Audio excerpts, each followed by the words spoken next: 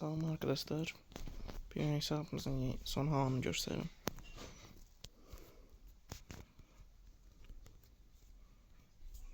Mortis'i Prestige kasacağım. Prestige 2'de.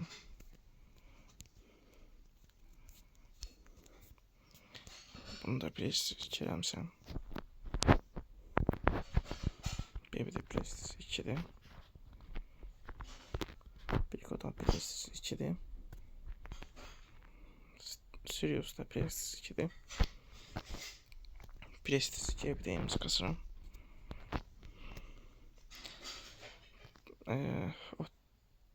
Cordelius'u da kasıram. Piper'ı da kasacağım. Fring'i de kasacağım. Bunların hamısını kasmaq üçün hazırlamışam. Bir hamısını kasacağım.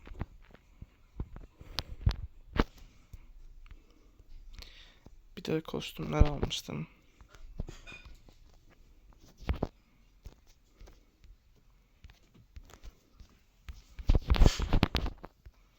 Bir bunu almışam. Bir bunu almışam.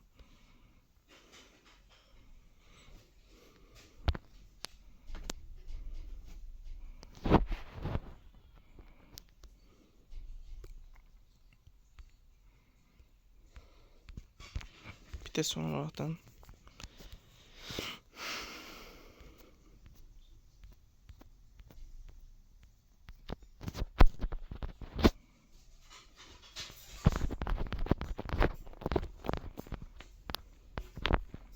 kostüm almışam.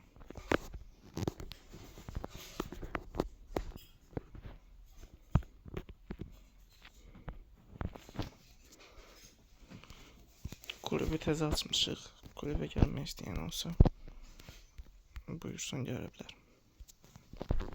Bu karakteri de kasacağım. Təzədən şeydim. Güneş sürədi 2 oldum.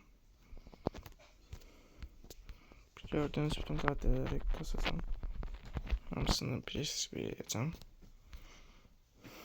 Bir de kupasını 90 eləmək istəyəm hesab.